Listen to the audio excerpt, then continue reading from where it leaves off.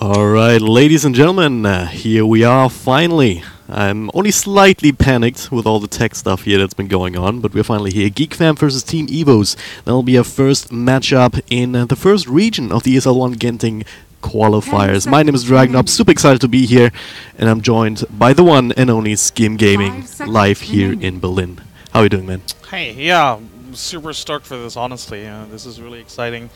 And of course, SEA Dota is so much fun to watch, and you know, when we first saw the schedule, I saw these teams I saw these two teams pitched against one another, and thought to myself, you know what, this is going to be really. I think this is probably one of the better first round matchups out of all the qualifiers, just because out of all the regions, just because we have two teams with at least some sort of history, right? Not necessarily with one another, but you know, they've played a lot in their own region. So of course, there's a lot of data to go by. There's a lot of information to go by, and you can tell by the draft that both teams have studied each other quite a bit. EVOS banning out the Puck and the Tiny that Geek has been so good with, and the Zotac Premier SEA Cup or whatever it's called. So definitely, you know, both teams totally knowing what they want from one another, or what they don't want from one another, rather. I mean, yeah, they keep playing against each other, as you said, like not just online but also on LANs.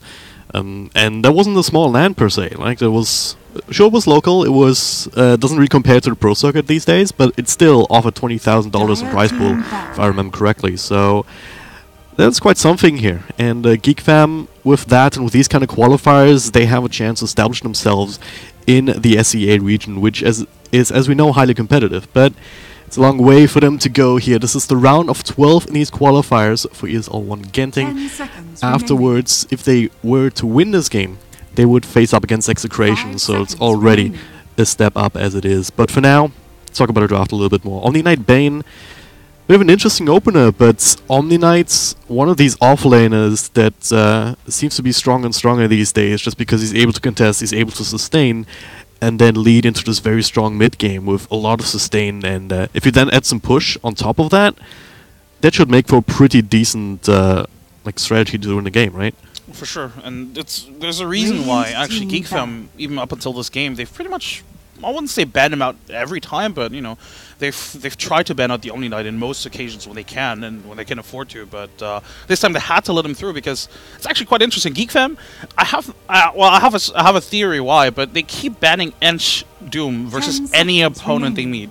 Doesn't matter who they're playing against, they keep on banning Ench Doom, and I think if you just watch Geek Fam play, I think it makes a lot of sense because they want stable lanes, and Ench and Doom can really disrupt those lanes. And yeah, Omni Knight is still difficult to take down on the laning stage and difficult to deal with, but he doesn't necessarily disrupt your lanes as much as these heroes do, right? Sure, it's going to be a tough matchup versus the Omni Knight in lane, but he's not really the kind of hero that have a lot of impact on the other lanes, and I think this is where Geek Fam can look to sort of dominate the laning stage with the Night Stalker, and potentially even with the AA to sort of, you know, make things happen on the other lanes, and then have potentially a very favorable 1v1 matchup against the Omni Knight. Oh yeah. And the other thing is, Omni Knight, even in the offlane, even though he is kind of strong, he's not an auto-win, especially if you're picking up this early in the draft. You can still counterplay that by just picking up a ranged hero, and all of a sudden you have a much easier time dealing with him. So Geek Fam have every opportunity to do that. But for now, extra bans coming through. Medusa, and now EVOS. What else are going to take out here? Yeah, they've already targeted a lot of sort of like signature Geek Fam heroes. You know, the Medusa is a very big one that they've always played around. The Tiny, of course, earlier as well. And I was just about to say the Tinker is also one of those Geek Fam heroes. I'm actually surprised that Beastmaster has gotten through up until this point from both sides, really, because he is one of those heroes to sort of, you know, set the pace for both teams. Really, it's one of EVOS' signature heroes, and I guess it makes sense for Geek Fam not to ban it because they already have the Omni Knight. But I don't know, maybe there's some potential there for like a cheeky sort of like Beastmaster support pick. But for now, we go with a Tusk, and that means that we have probably a 3-position Night Stalker. Yeah, that would make the most sense now, wouldn't it? It's not the most common, and I'm still kind of torn about it, because on one hand, you do get these extra levels, theoretically anyway, so that once that first nighttime hits, you can be that much stronger. At the same time, it's much more obvious if you're suddenly missing out of the offlane, so I don't know. it can definitely work, especially if you add another roamer like the Tusk onto it. So they're very similar heroes in that regard. They'll be gonna be looking to put on a lot of aggression early and try and control up this game. The question is, can they do that up against a team like EVOS here, depending on what other heroes they draft, because you're not gonna really gank an Omni Knight unless you already have maybe some silence levels during nighttime. This could be the one plan that they have. But EVOS already have the Bane, can be fairly defensive. Bounty Hunter can keep tabs on these heroes, make sure that they don't catch you off guard. And then if you pick some more solid cores here that are hard to gank, then this kind of strategy can just fall flat on its face. But GeekFam now, with a backup plan, they go back for the Morphling. One of these heroes that can just get completely out of control if you cannot slow him down at all. As for the Night Stalker dynamic, as a three position, what I like what you can do with the Night Stalker technically, and it's a very greedy kind of thing to do, but you know, you're very right. If he does go missing, it's very obvious, but what we can do is then put one of the supports into that lane and have a dual roam between Night Stalker Tusk. It's actually really effective if you have a lot of levels early on. So for the first nighttime, if, say, both of them are at least level 3, level 4, that's a lot of killing potential. Yeah, maybe not on the Omni Knight, but you know, the supports aren't necessarily that tanky on EVO's side, and there's a lot of potential here, but of course, you know, as always, it's going to come down between the shenanigans early on between the Bounty Hunter and the Tusk. Very annoying. Tusk does have the upper hand here. You know, with the Dust, it's very easy to pick out the Bounty Hunter. Bounty Hunter doesn't really have a good escape against the Shards or the Snowball. But of course, one of the big issues is always going to be, you know, where's the actual damage output from those roamings, right? I mean, yeah, you have the Night Stalker and the Tusk to set something up, but there has to be a follow-up, and this is where I think, you know, we'll look towards the mid laner, and EVOS has a mid laner like that could potentially add that kind of damage. You know, the Queen of Pain. 10 seconds remaining. We'll see what EVOS or what GeekFam can pick up for the mid lane. I think a lot of their signature heroes are already taken out, and that actually hurts them quite a bit. And that's why I really like this Queen of Pain pickup. You can tell, you know, usually you kind of want to wait before you pick your mid hero like this, because obviously, you know, now GeekFam can really prepare for the mid matchup. But I feel like EVOS feels really comfortable picking the mid hero this early, or quote-unquote early, because they already know, well, we've taken out the Dusa, we've taken out the Tinker, we've taken out the Puck. There's not really that many heroes that can still dominate the lane against the Queen of Pain. And you don't have last pick anyway, so in that sense it doesn't make too much of a difference here. So you'd rather pick it now rather than risk it being banned out in the last phase. But instead it's going to be the Terror Blade, so EVO's still obviously looking for the big old carry out of the safe lane, or the one position at any rate.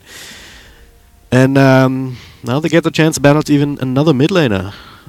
Unless they're suspecting some Morphling shenanigans in that. I mean, is that a matchup they can consider? It could technically be a Morphling mid. It's honestly, I think it's very bad, especially here, because then there's no point in having these roamers in the first place, because there's so little kill potential with the Morphling. Yeah, you have the waveform, but that's basically it.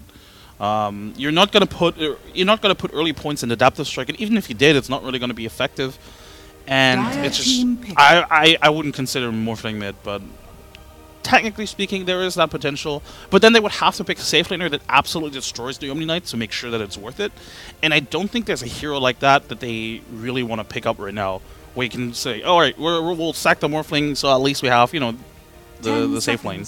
So this is, in my head, this is definitely going to be a safe lane Morphling. And for the mid matchup, I don't know, maybe even something like an SF. SF could be quite nice, you know, the new or the quote-unquote new SF in the new patch with the raise stack, sort of. A lot of burst potential, especially against the likes of the Bounty Hunter.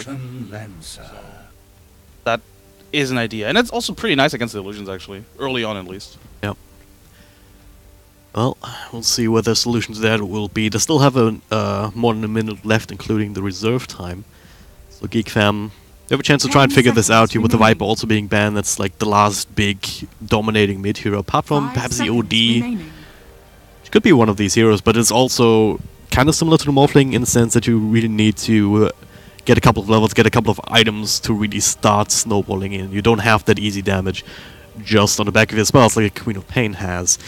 And those kind of heroes, well, you said it already, they're few and far between right now. So, well, it's going to be the Dragon Knight. Alright, so going back to this idea of earlier, with adding the push into the lineup, just being able to just convert any single one or two pickoffs into a tower with the help of that DK ultimate.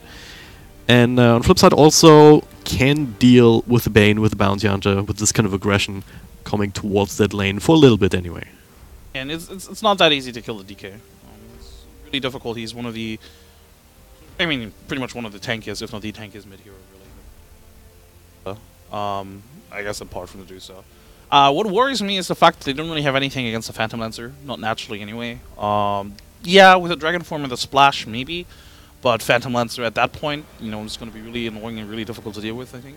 10 So seconds I remaining. think Geek Fam need to really win their lanes, and then need to make sure that DK and Morphling have a good start, and that Morphling doesn't go out of control, that Phantom Lancer doesn't get out of control. Because if this Phantom Lancer goes out of control, you know, it's at some stages, the Morphling can't really deal with him, unless they always pick him off, like, perfectly with the silence from the Night Stalker, you know. They don't really have good ways of sort of, like, clearing the waves of Phantom Lancer illusions, so, I mean, aside from Breathe Fire from Dragon Knight, that's basically it, and I guess the AA ultimate. So, I think this is gonna come down to the lanes, and then we'll see, you know, EVOS, their late game potential isn't actually that great. I mean, it's great considering, you know, you have a Phantom Lancer, but if the Phantom Lancer doesn't have a good game, they really suffer. Like, their mid game is not really that strong, I don't think. I mean, they're sort of, like, built around the mid game aggression, but the heroes on Geek Fam's side are really difficult to kill. You have, what, 3 strength heroes and then a Morphling, right? Prepare for battle. It's not really easy to sort of go into this mid game and try to be really, really aggressive, and that's sort of what EVOS' lineup wants to do. So we'll see about that. Well, here we are getting into game number 1 of this best of 3 series. Getting the ESL One Genting Qualifier started right with some good old SEA Dota. Gonna have EVOS here on the die side, Geek Fam up on the Radiant. We still don't quite have a ticket for these games, which is a bit unfortunate. Most of them have set their proper names, I believe, but this Morphling has not. He's Skembaloo, and the Tusk is in hands of Playhard. I've seen him play that hero as well, so he's not the greatest Tusk in the world. I think that's fair to say, but when he's hitting stuff, then it always matters. So looking forward to seeing what he can do here. For now, we have this classic rune exchange here by the looks of it.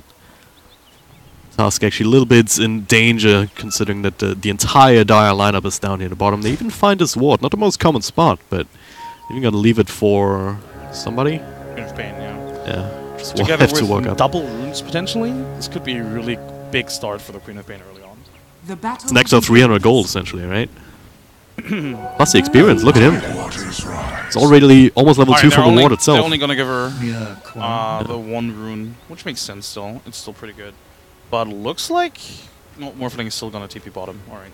I would have been really surprised if he had stayed top.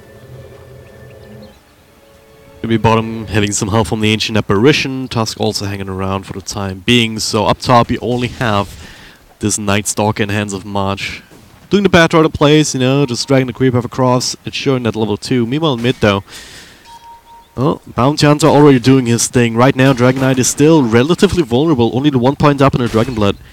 You have to be a bit careful about being harassed too hard. You're just between the right clicks, the Orb of Venom, as well as just a Shadow Strike. Be well. Bottom lane, quite a lot of harassment being traded here between the Bane and the AA as well. Xian There's is almost actually dead quite here. a lot of kill potential on both sides, really.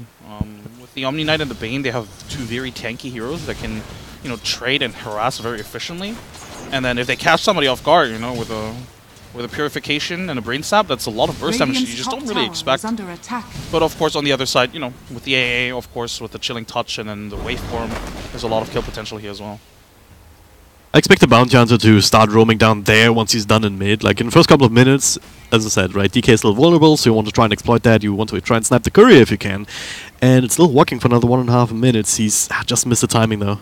Bit unfortunate. Might be able to get it on the way back, yeah. He should be able to get it, unless the DK is paying attention to it. Yeah.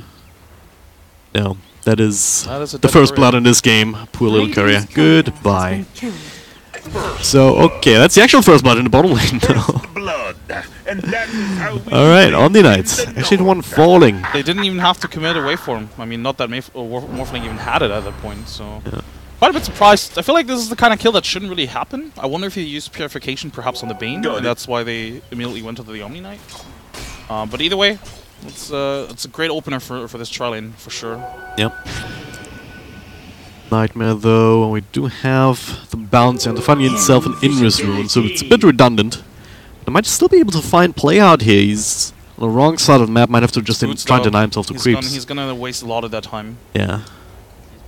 They end up chasing him, that's the thing. I've seen this dance before, to be quite honest, but yeah. He has a TP actually. If he just gets away far enough, and he could just shard potentially, and then just TP out. I mean, he doesn't have the mana for both right now. Yeah, he's fine. Mid-lane, a lot of harassment again. This is just really annoying, and this is pretty much what the Bounty Hunter has to do to make sure that this Queen of Pain can dominate the lane. As I say that though, the Queen of Pain is really not hitting all of the assets that she should be. Yep. Juan still very much ahead, and now actually turning things around as he realized that he was not going to get out of here, so trying to get the kill on Queen of Pain first, but now not quite able to do that. Vaku with the Shuriken Toss will secure that for himself, so math not quite working out, but it almost did. Creeps almost perfectly blocking the Queen of Pain. Top lane, the Night Stalker's being initiated on, and he should be dead. Oh, is he? Well, there's another Phantom Lance. The Phantom Rush as well against himself. So important to have this early point these days. Even if just level 1. Like, just the fact that you can disable it now, so you can use it as necessary to just harass and do these kind of plays. It's been such a big buff. No one's really talked about it, but it's been super useful for any Phantom Lancer player. You know, I'm honestly not sure if this kill in the DK was really worth it for them. In the mid lane, because now he TP'd back with full HP, full mana, and the Queen of Pain is getting harassed again. Like, she had to send out a salve and a clarity to get up to where she is now. Yep. DK canceled the clarity almost immediately as well. So this Queen of Pain is not having a good time, despite, you know, getting a kill and getting, you know, the early reward. Cool. Bottom lane Snowball here onto the task. There's a repel available, but the right clicks might just be enough to finish it off here with the body blocks coming in from Playhard as well. The purification away from across. They will secure that. Fam, goodbye. 1-for-1 trade in the end with his own teammate body blocking him a little bit, but hey. Kill for the Morphling is exactly what you want to hear if you're a Geek fam. Bit of a mistake here from both the Morphling and the AA. They both could have easily taken the tower aggro at any point, but both actually tried to get away from the tower, and they just left him to die. It's one of those things that, yeah, I guess it doesn't really, you know, it might not seem as much, but that's, what, 100 gold? Yeah, 100 gold for the Omni Knight, you know, that's pretty nice. On mid lane, go again. At this point it gets much harder. I mean, 2 points up Dragon Blood, 2 points up in a Brief Fire, so if you land that on both of these heroes, you're just mitigating a lot of the lightning damage. Going onto the Bane with a Snowball. Yeah, slows coming through. Last right click from Night Stalker will do the trick. Happy, and one more Dragon Lance, but it's not coming enough. It is nighttime. He's super fast, so yeah, they're even just turning this around. He's not scared at all. Maybe he should be though a little bit, because Phantom Lancer still pretty damn heavy on the punch, and does have another mana for another lance. Coming in as well. Oh, so close, Bounty Hunter. Yeah, he'll be able to intercept that on the retreat, so a little bit too deep, you know. I can totally understand the mentality though. Like you said, it's nighttime, and you know, Night Stalker Tusk. Why not just turn on this Phantom Lance? They force out the Doppelganger as well. One combo down a half health before the repel can come out. A couple of right clicks. Another wave from 5 seconds if they needed here. They don't want to die for this. They don't even need to. The last right click from the Morphling, more than enough to secure yet another kill. And it's very unfortunate. The cast point on the repel actually screwing him over there. Still taking the magic damage. This is also one of the reasons why this Morphling pick was so good. There's not a lot of heroes that can punish the the Omni Knight as is, and the Morphling AA combo is really strong actually. They have a lot of physical damage that Omni Knight just doesn't deal with very well. Top lane.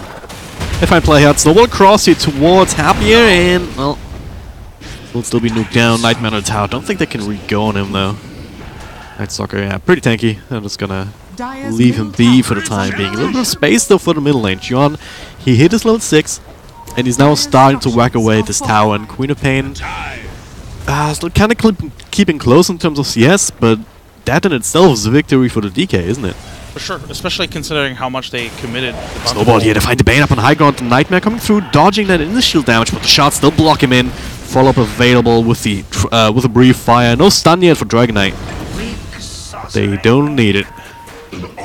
Another free kill here and there. They figured out there must have been a wall up there somewhere.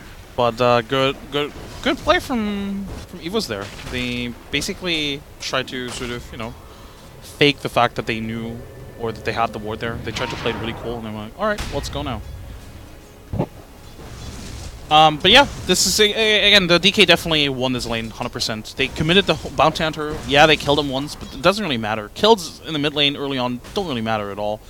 And DK is holding his own. He's leading the CS right now. I guess he's even. But it's not looking good for the Dire side, for sure. Well, Bounty Hunter continuing to try and do what he can, but at some point you're almost gonna want to give him a lane, try and get the experience. Top lane though, it's gonna go hard here with this combo, Tusk and Nightstalker, but Bane proving to be a little bit too tanky. Fam, or Play Hard, will fall in exchange. 1-for-1 trade. It's like ultimate rotation in to help out. And again, Nightstalker turning things on to the Phantom Lancer.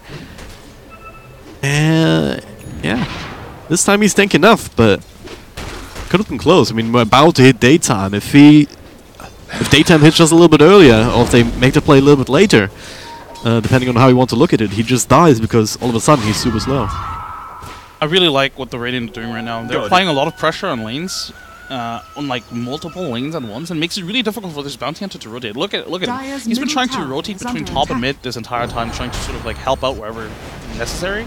He can't really do too much right now. And this also leaves the Omni Knight completely by himself. Yeah, you kind of want to leave him by to himself to some degree anyway, because of the experience, of course. But it just allows him to sort of like punish his Omni Knight over and over again. I mean, they killed him twice now. And they can't really help him out because they need the help on the other lanes. Yep. Blessings. Well, he's gonna find himself a stack here, maybe can put that to use at some point, right? He still needs his levels, he still needs a couple of items. Meanwhile mid though, well, that's where the party's at, but Play Hard, well, sees 3 heroes up against him, but they're focusing on to the Dragon Knight, trying to bring him down, but at this point, with the extra Blink nuke, that'll be enough, so hey. Trying to repair the damage here that's been done in the mid lane to some degree, but the tower's still already down to 670 health points. On the other side, not a scratch on the Radiant tier 1 mid, but the immediate smoke up. Omni Knights, well, baited a little bit too early, I guess. But still want to go in. They do have the Sonic Wave available, max points in Scream of Pain, and even the Arcane Rune. So this is the prime opportunity here for the Queen of Pain to secure some more kills, especially on an easy target like a Tusk, only level 4. And the Tusk though, he pops the smoke on the 2 heroes, and because of that ward, they see him. They see them. So that rotation kind of wasted. Oh, Snowball here. They're going in onto the Bane. Brainsap comes through. The Sonic Wave will just barely hit on him. The Nightmare might have actually dodged a tap shot on an Ancient Apparition. A couple extra right clicks will do the trick. Another Nightmare coming through as Morphling comes in, trying to focus on him. And a couple of strength morphs will keep him safe. He's making his way under the tower. Blink across. He'll finally finish up the Ancient Apparition. Not a whole lot that he can do here. Tusk coming back into the frame. Morphling still starting to right click away. Nice ice shots here, keeping him under the tower. That's yet another kill, but, well, gonna start morphing a little bit more. He has not too much left for the morph, and is not enough, in fact. Queen of Pain blinking in for the kill secure. That's a triple here. Yeah, this is a sequence of events that just shouldn't have happened. They felt way too confident with their lineup, and sort of, you know, they went in because they knew they were there, and they thought to themselves, hey, we can maybe get the jump on them, right, with a snowball. But ultimately, they were outnumbered. I mean, what did they really expect against the Queen of Pain Omni Knight as well? So really good rotation from the Dire, but at the same time, I think the Radiant gifted it to them. Not this time. Almost got the courier, but yeah, they able to keep an eye on it. Press the shield ability. And top lane, the Phantom Lancer also got out just in the nick of time. Oh yeah. Yeah, this is. I mean, it's not bad by any means. Like, it's not really, like, really bad, like Doomsday bad. But, you know, the Queen of Pain, we highlighted earlier on that she definitely lost her lane against the DK. Bottom lane, Dragon Knight. They're gonna go on him with a Nightmare to the extra nukes. Play Hard is here, but he's gonna get Fiend Screw, actually. They will trade for the Bane more than likely here, but with the Brainsap and the Stick, actually keeping him alive long enough. Nice little target fire there, realizing that they're probably not gonna get the Dragon Knights with the Tusk snowball saves and whatnot being available, so they go for him instead, go for the easy kill. And they even bait out the Dragon Form. Yeah. Pretty huge. Because at this stage, you know, this early on, what, 11 minutes into the game, you want to have the Dragon Form available for any sort of tower push. And we've seen him use it twice before in mid lane, and he, I mean, at some point did get the tier 1 tower. Or rather, the Radiant did get the tier 1 tower. But this Dragon Form kind of wasted, and with all these rotations coming down here, DK might actually have to TP out, or at least get support here, because Dragon Form is going to run out soon, and they can dive him then. Already starting to cut through some of these trees here. They find him with the doppelganger, and now 4 years around him, tracked up.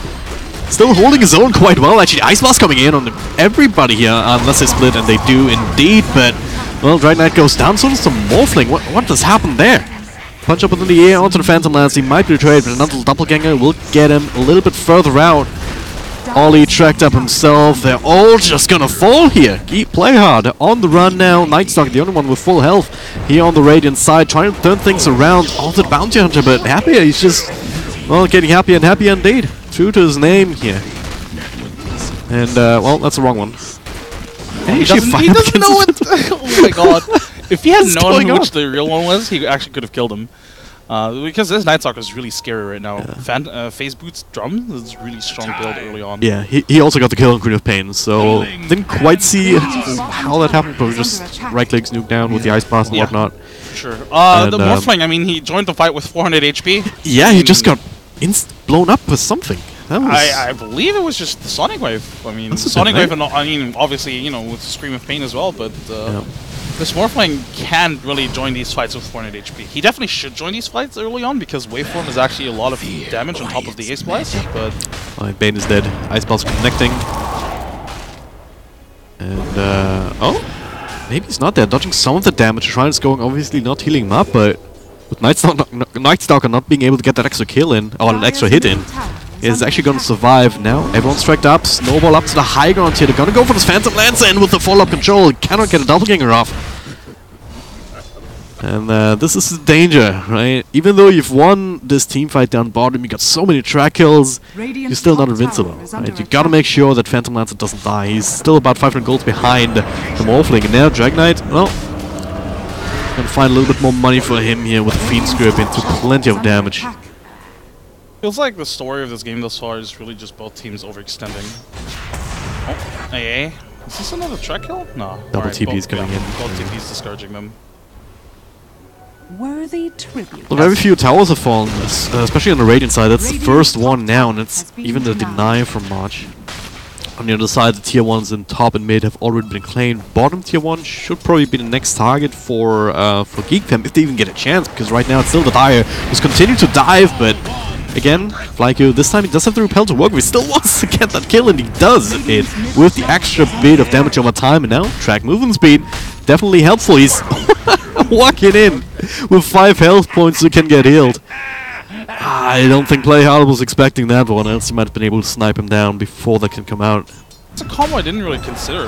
The Degen Aura plus track movement speed. So basically they slow the opponents down and then they increase their own movement speed. I mean, the sole reason the Bane earlier survived against that AA Blast Nightstalker gank is because of the track movement speed, right? Yep. Because he was able to run away from a goddamn Nightstalker. And this is definitely worrisome. I mean, they give away a lot of track kills. I mean, you know, the Dire are ahead 3k. Happier. Can I find the right one here? And he can indeed. The silence coming through. Still 15 stick charges available, but with the Ice Blast, he cannot actually fall back on them.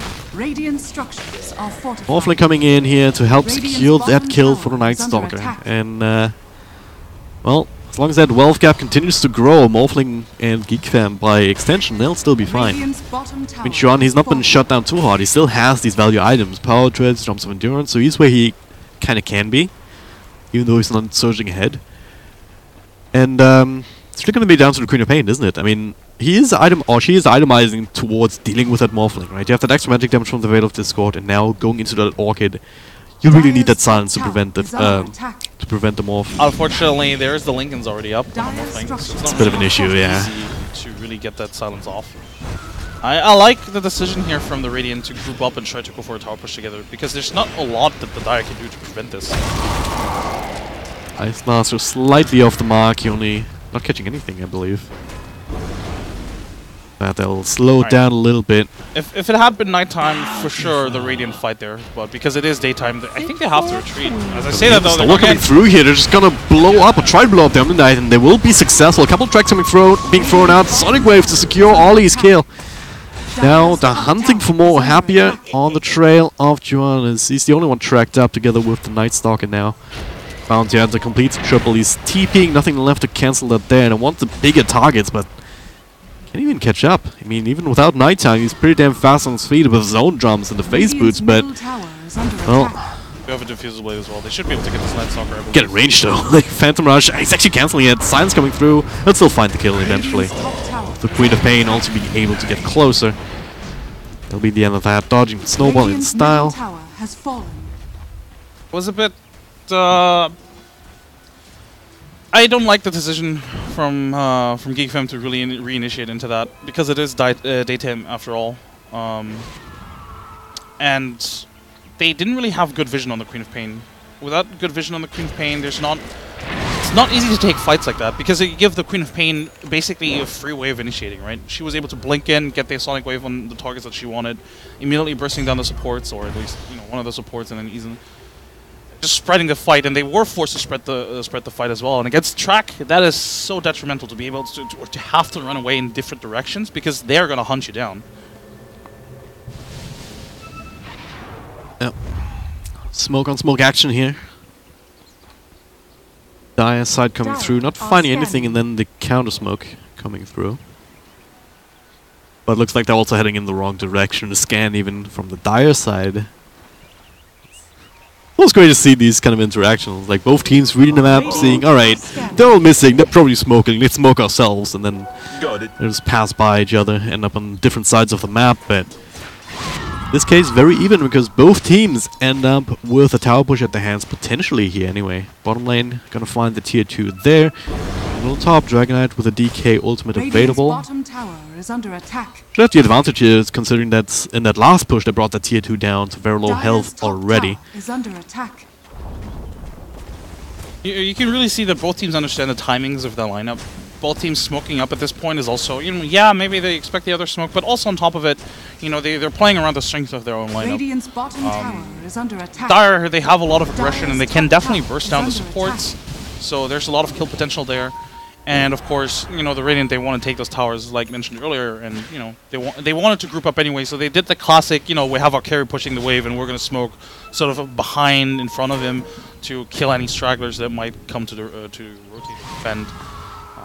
I really like it, but at the same time, obviously, this trade favors the Dire much more, because they didn't commit much to this tower push. They traded tower for tower, and they're not the lineup that wants to take the towers early on, or they needs to take the towers early on. Stalker? Dire's Alright, courier has March been doing his best bounty hunter impression there, finding the courier on the way back. That Shadow Blades, like, I'm loving this build. Shadowblade, Drum, Phase Boots, it gives him so much mobility, makes it so difficult to kill him, really. And on top of it, he has a lot of damage. That is really important, because in this lineup right now, they really need sort of like, a third carry or core in a sense. like you can actually skill into that to some degree. Now Ice Mouse coming through, silence on the Queen of Pain just as nighttime ends, but now TP in from Omni-Knight, throwing out the Repel, guarding Angel anyway, to try and turn this around, and that'll be enough by the looks of it, yeah. Ice Mouse has expired, meanwhile the fight continues to rage on down bottom. Well, down below there, Ollie almost taken out to death, but it's super fast, look at this. Couple of right clicks, extra nuke from the Purification will bring him down. Play hard dies somewhere else entirely, and now G1, he's kind of alone, but up against two heroes that don't have easy abilities to bring him down, let alone cancel that TP with the show toss committed. I really didn't like the decision there from the Radiant to try sort of like assist the Night Stalker. I think they have to accept the fact that the Night Stalker, he has to go for these kind of plays by himself, or he has to have the Tusk there from the beginning. I don't think he can really rotate to him. I mean, he was next to Shrine. There's 2 towers still left on the bottom lane as well, so obviously there was easy rotations from the Dire, and they just gave away 2 kills for nothing, really. I don't think the support should have died there. And they might even lose this North lane? I mean, no? The Bounty Hunter, I'm not sure why he initiated already. I feel like if he had waited, they have a lot of ways to keep triggering the Lincolns, of course, if they're 4v1. So I don't think he should have initiated there. He was worried that he was going to finish farming the wave and walk back anyway. But yeah, the rest of the team are now smoked up. They're running into each other here. Bounty Hunter with a track onto Tusk. Snowball coming through. Sounds on the Omni-Knight. Sees out of order. He can't do anything. Will be blown up just like that. Now Happier looking to take over together with the Bane. Looking to throw out a Nightmare here, and now Lincoln's popped, but it's not going to be enough. Happier, he's dropping low and low. The Shrine coming through, but it's not going to be enough to keep him alive. Double kill for the Morphling. Skimble here just getting bigger and bigger and bigger. It's kind of crazy that this gang worked out. This is a gang that shouldn't work out because they don't have any vision, so they walk uphill blind Dire's middle completely. tower is under attack. And if anything, it was actually the Dire side that had vision over them, or semi-vision over them. So, but you know, they just have the right burst, and Dire's middle there's a tower difference has between fallen. Night Stalker ganking by himself and trying to, you know, create space by himself, or Dire's middle having the tower backup is of at under least attack. one support, if not both supports, because there's so much burst damage on their side as well. And well, you know, getting these kills opens up Roshan. I don't think the Dire can really contest. I mean, they're gonna try anyway, but by the time they're gonna be there, Roshan already almost dead, and Phantom Lens is still dead for another 10 seconds. Radiant's bottom tower. Gonna walk in under cover of smoke just to confirm that this is happening, if nothing else. Not exactly a Roche fighting lineup, and well, Geek Fam, they realize that they want more now with the snowball into the ultimate Sonic Wave, not really doing too much. Now the Nightmare of Bane just saves himself up for later, and 2 extra kills gifted to Geek Fam here after that Roshan, and now, especially with the Omni Knight down, like, this is an invitation to go high ground. For sure. The one downside is that Dragon Form is down, but as I say that, I actually look at it, hey, it's up in 5 seconds, so hooray. I don't understand I don't really understand the decision to go in there. I feel like, I understand, I mean, you know, you don't want to give up a free Aegis, but at the same time, like I said, the lineup doesn't exactly contest Roshan that well. Phantom Lancer was still dead, so if they want to go there, they have to go for either like an Aegis steal, or they just don't commit to it at all and push out the other waves. Which, as I say that though, you know, the waves already pushed out naturally, so they have that going for them. And another bright side, Omni Knight only level 11, so didn't have the longest respawn timer. And as soon as he got up, they had to abandon that push. Only did marginal damage to the tower, even with committing that DK ultimate. But, oh, what? Okay. Actually insane that he's only level 11, I guess. No, well, he just turned 12, because the Tusk is also a 12, almost 13. Just goes to show sort of like the way the game's been going, right? On the Dire side, they've definitely sort of prioritized the Bounty Hunter in a lot of ways. Not necessarily because they wanted to, because, you know, the hero kind of demands this sort of attention. And they've been playing around the Bounty Hunter for a lot, because he's sort of creating the space, he's initiating, he's sort of like finding the opportunities, or setting them up. But as Omni Knight, he really... I mean, if this... bottom lane... He's gonna get the solo kill here? It should be. Yeah. That's why you hate playing Ancient Apparition. It's like, oh god, why? I can't do anything. I press all my buttons, they do nothing. At the same time, it was really good that he died, or well, not that he died there, but you know, this is sort of where the support has to be. Yeah. Because he gave them information, alright, they're all down here, so you can, you know, free farm the entire enemy jungle, you can push up the waves, no need to be scared. You still need to farm. Like, if you actually look at the net worth, it's still very much in favor of EVOS. Like, not the least because of this Bounty Hunter. Like, despite the Roshan, despite all these kills, it's not even back to 0 just yet. And that's just the power of track. So that's keeping them in the game. They also have a slightly better net worth distribution between their cores, right? You have Queen of Pain, 14k, almost 12k here on the Phantom Lancer, whereas for Geek Fam, it's mostly concentrated on the Morphling. He's gonna be their late game ace in the hole, right? He's gonna have to put the rest of his team on his back and do the majority of the work if the game goes later and later. Right. But at the same time, you know, if you're EVOS, ideally it's the other way around. You know, they have to farm on the Phantom Lancer, or you know, have more farm on the Phantom Lancer. Because this Queen of Pain, yeah, she has a lot of farm, and she's, you know, been playing a good game actually. But at the end of the day, you know, what does she invest items in? She has one defensive item now with the Lincoln's here. The Veil is, I mean, yeah, it serves an offensive purpose as well, but it's also very defensive. Then you have the Orchid, which is strong, but we haven't really seen Orchid gank, right? Haven't we really seen her sort of like pick up somebody with a Bounty Hunter? No, the opportunity hasn't really presented itself, and if that money was in the Phantom Lancer, it would be much better. And I mean, we saw in the last engagement actually how quickly the Phantom Lancer dies if they single him out. If they find the silence, he's dead with a shotgun from the Morphling, definitely. Even with a hard nail picked out, right? It makes it a little bit more difficult, but Dire's bottom tower it's is under attack. it's still an issue for sure, right? They Dire's structures don't really have this defensive utility if the Omni Knight is being silenced up, and March has been very good about just finding the Omni Knight, bringing him down with silence, or just Dire's nuking him down with the help of the rest of his team. But yeah, it's also one of the reasons why I will here just itemizing into the Dual Scepter to just have some ways of trying to deal with this crippling fear. Dire's bottom tower is under I almost attack. wish he would have tried to go for the Radiant's middle tower is under attack. Lotus Orb, I feel like Lotus Orb would be really strong here in this team. Obviously, I think the Yule Scepter is a better item for the Omni Knight himself, but I think Okay. oh my god, they used to be support there. Morphling.png. Yep. Still have the silence available, only 1,000 health points here, but okay, he just matches it off. No problems whatsoever. Now blink forward here, can look down the Queen of Pain potentially here. Evil coming through with his spells now. Sonic Wave hitting on a couple of people, but just not enough damage at this point anymore. They do see the Morphling, but he's still holding on to the Aegis, so he's very happy to just give it up. It's about to expire anyway in about 10 seconds, so... Well, they're still missing Bane. Another silence though. The rest of his team down on the low ground, down to half health. So no health at all. They do bring him down on a second life.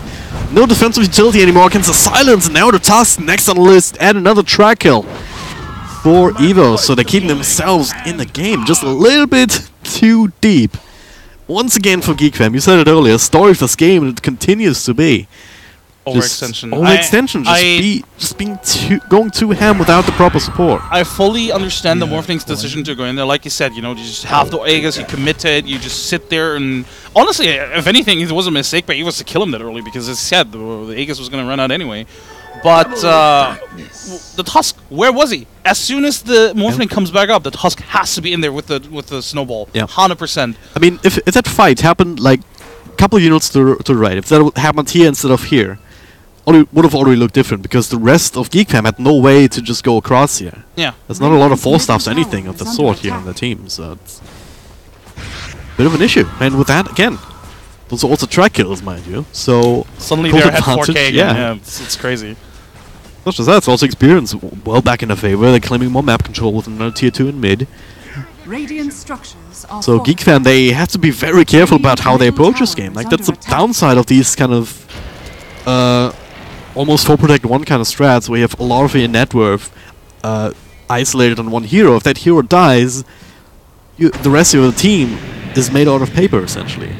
It's especially awful because their supports have effectively no net worth at all, or nothing noteworthy anyway. You know, they don't have any defensive sort of like Glimmer, Cape, Force Stabs or anything, so if the Morphling does get caught out, I mean, DK and Nightstalker are not going to buy Force Stabs. So that's really going to be an issue. So they have to, that's why I think, you know, if you get caught out the Morphling like that, if you don't have the defensive items, you have to respond with aggression. They have to commit to that. Otherwise they just lose the Morphling. Well, I mean, if you're fine with losing Morphling, then you have to let him go and you immediately retreat, try to split push elsewhere. But you could tell that we're really indecisive. Well, do we go in? Do we just leave him to die? And then the Tusk decided, well, I'll go in last second. Oh, he died. Well, Dire's middle tower. yeah, we slowed down a little bit as we had another one of these smoke on smoke actions. I believe EVOS might have actually resmoked, because it's still running about here on the lower side of the map. Well, again, Geek Fam on the other side, dodging it out completely, making sure that these lanes are pushed down. It's going to be important for both teams, and both teams also realize that. Avil down on the bottom, be able to shove that in a little bit. Has the Lotus Orb also queued up? I really think this item is going to change a lot in this game, and it's going to make it even more difficult to kill the Phantom Lands, as is already. Oh yeah. So I think this is where we approach very dangerous territory, where Geek Fam can't really push high ground that well, and the Phantom Land's just going to get stronger and stronger. And they don't have the necessary items or heroes to deal with all these illusions. Bottom lane, Evil, he should be fine. Yeah, Repel TP, nothing goes through there just yet. But yeah, they have no really reliable way of dealing with those illusions. The reliable way thus far of dealing with Phantom Lancer has been, we initiate, we silence him, we kill him. But if he gets to get the if he's the one to get the jump off, it's really difficult for them to respond.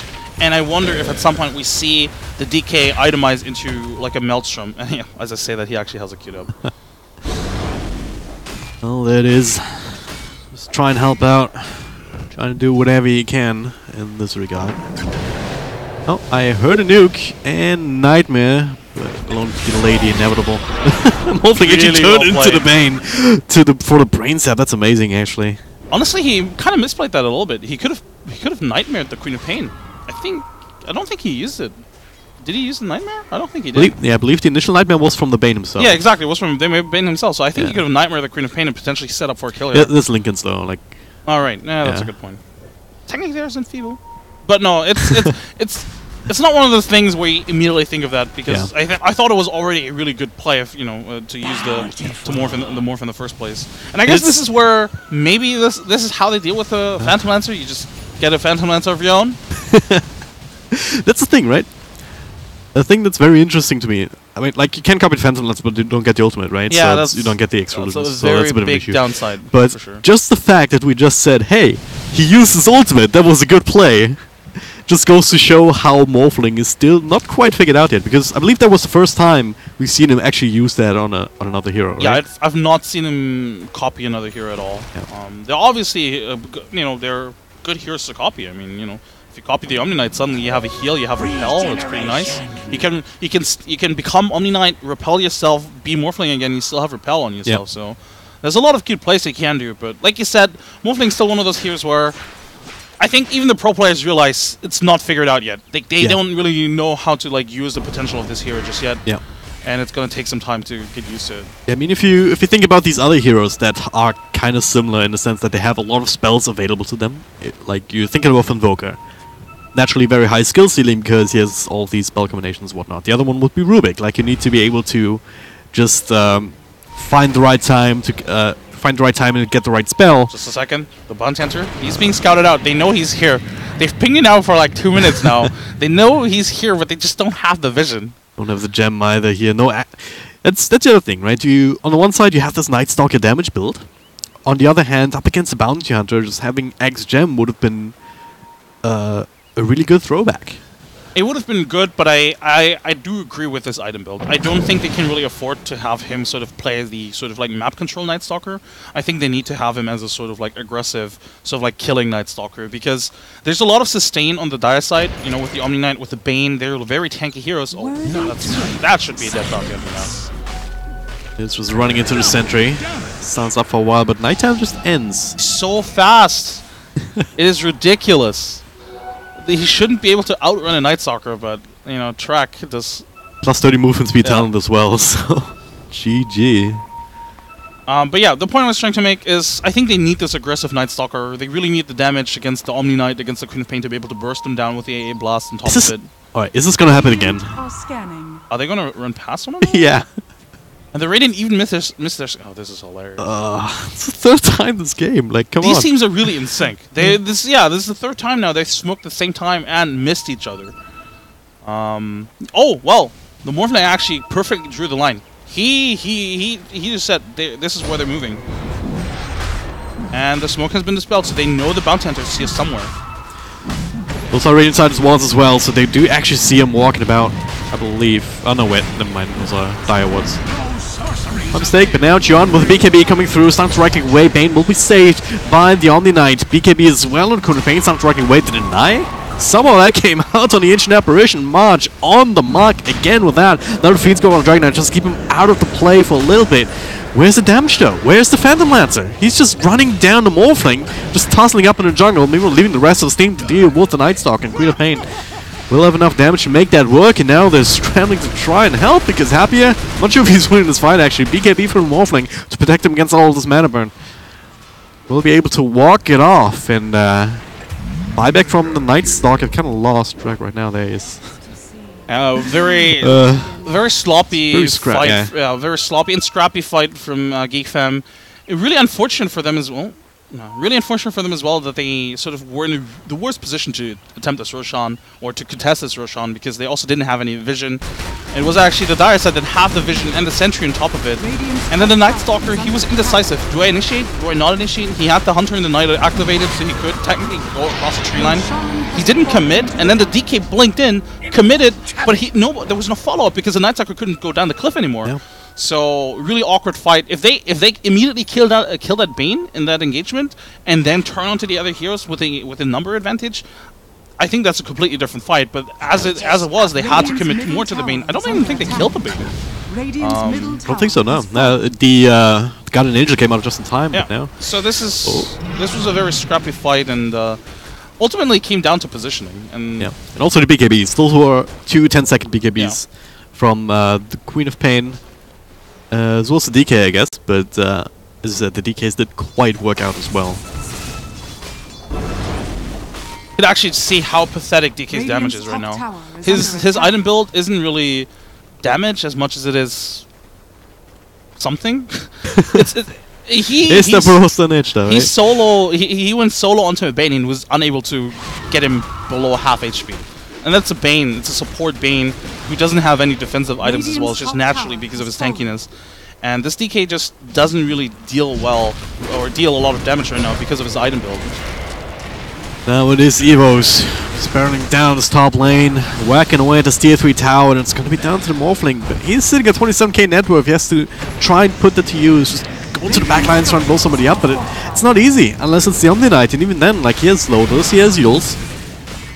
You can't even burst him down at this point anymore, can you? Not easily, anyway. Alright. I think you need some hard lockdown on the Radiant side. I wonder if maybe either the Night Stalker or the DK invest into like an Abyssal Blade at some point. Because right now, if you don't have any hard lockdown against Omni Knight, he's going to survive any engagement, and he's going to always make sure that the others survive as well. And as long as he's not completely out of position, he's always going to be able to help other people because of his item build. Like, he's very mobile. Oh. Not sure about this one.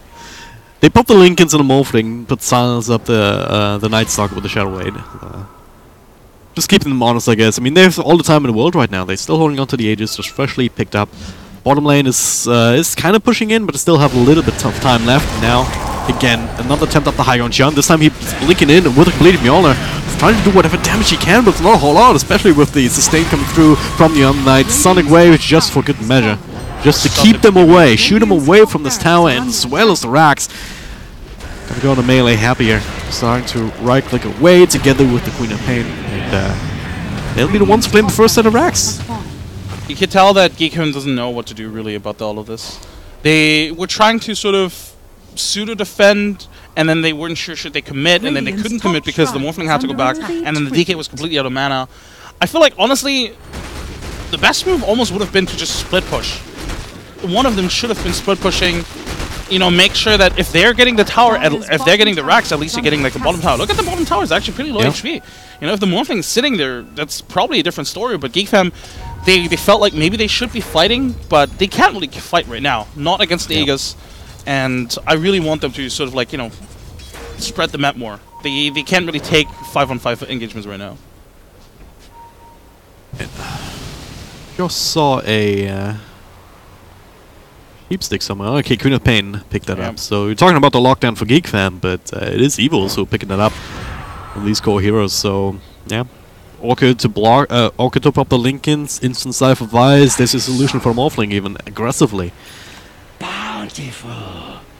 This is going to be very difficult to deal with for the Radiant side. They don't have any hard lockdown on anybody. They don't really have a lot of damage on the DK. They sort of have the damage spread between the DK and the Night Stalker, and then of course the Morphling. But the Morphling lost engagement and around the rush pad. You highlighted it. The Phantom had to rush him down and force him out of the fight, actually. Yeah. So the Morphling couldn't even, you know, usually you want the Morphling to be in the front line, just bursting down the supports, going in and out, making it really difficult for them to fight. But instead, they just pushed out the Morphling out of the fight, effectively zoning him out. And then basically all the damage is gone from Geek Fam. And Geek Fam have to be able to take a fight on their own terms. They have to be the ones to sort of initiate, find the first pick off. Definitely don't die like this. Yep, that's a free kill. That's a free track kill even, so fight recap tells us that's worth almost 1,000 gold. That, for me, I'm just wondering, what does the AA do there? What does he accomplish there that he couldn't have accomplished from being, you know, around his own base? As AA, effectively, you only need the AA blast anyway. You don't, you know, you're not going to rely on his chilling touch for a gank. So I feel like he shouldn't have been there in the first place. Maybe for wards, I guess, but you can always just give the Night Stalker a ward. Nightmare into Fiendscope onto the Morphling, starting to morph some more strength and gets the waveform out. And now the turnaround, Tijuan blinking in. Oh, Bane will almost fall. He gets a snowball turnaround with the Lotus Orb. Now the Guardian Angel making sure they can continue to take this fight. Tijuan will fall. And not a whole lot of damage done here towards EVOS. Play hard, well, next to the list. Easy target tracked up inside the trees, so this game is not going well at all. They might To be able say to the force least. out the buyback from the DK, although I don't think they should, because he doesn't have Dragon Form anyway. They should just split push the other lanes and not commit to this defense. They're too far in towards the Radiant side, though. They can't really afford that. They're gonna lose Arax here. Well, I mean, again, he doesn't have Dragon Form, so he can't fight anyway. Yeah. Again, you kind of have to try and deal with your own. I mean, at least Guardian Angel is down, so you've got something going for you, but still, just repel, just purification is going to be a bit of an issue. Not to mention his items. Now, He might just die again. he will die it again. Indeed, it's a dieback on him, but Morphling, that is. That's what we're talking about. The right clicks onto Queen of Pain. You get that one. BKB protecting him for the time being, but there's so many illusions, so much stuff as BKB is about to expire. He will finish up the main now, turn things around, trying to clean up these supports, the easy targets, but that does leave the big damaging cores still very much alive and kicking. Phantom Lancer looking for more, and he will find March Morphling with his second life. Turning back into the fray, just need to try and find the real Phantom Lancer, but how can he do that? He's just going on to Ollie, TPing out in the middle of all of that.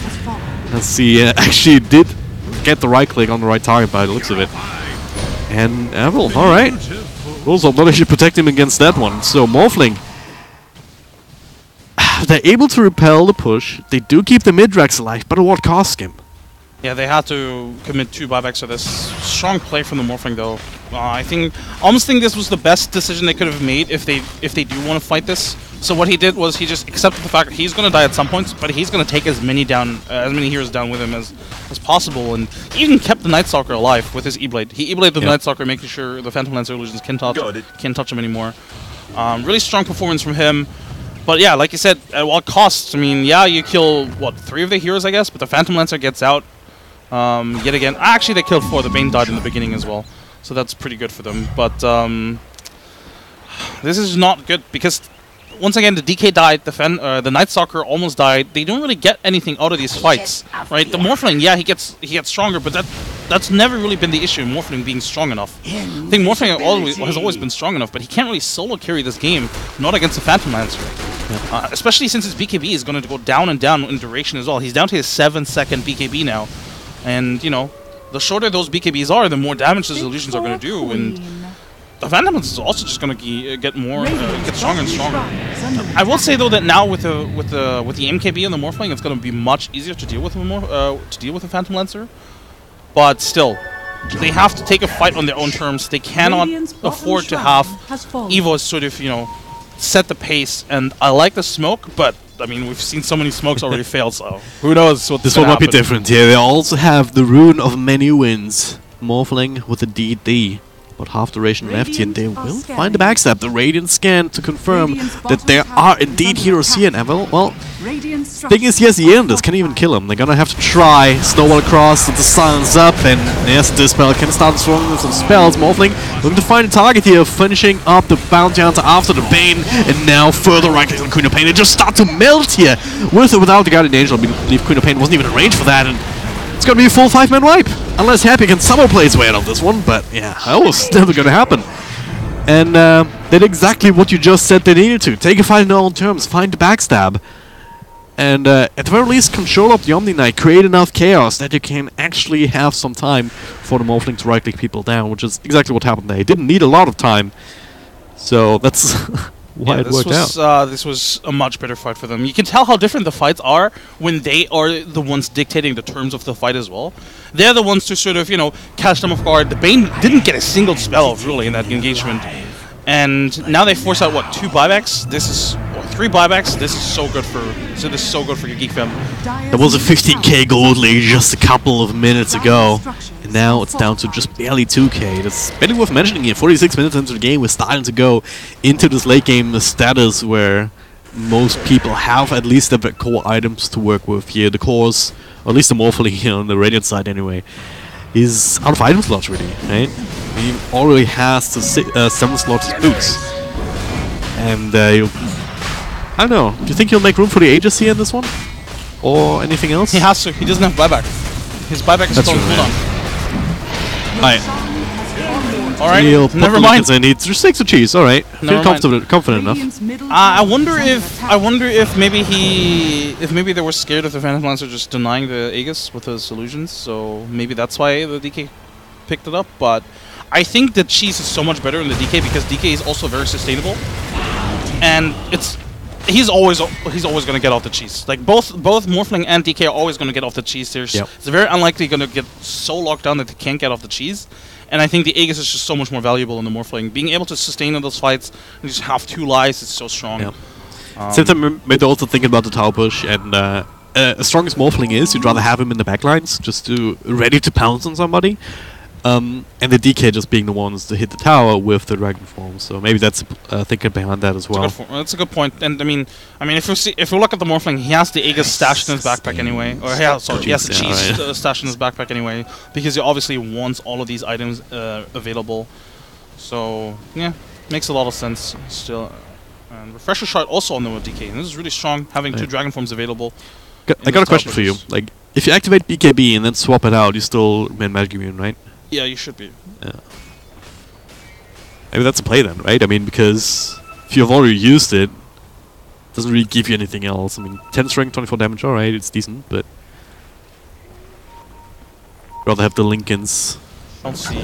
I wonder if Morphling at some point is considering a butterfly, because MKB is one of the not necessarily worst items to pick up on a Phantom Lancer, but you just don't want to pick up you just don't want to be forced to pick up the MKB on the Phantom Lancer, because obviously it doesn't really give you anything other than the True Strike.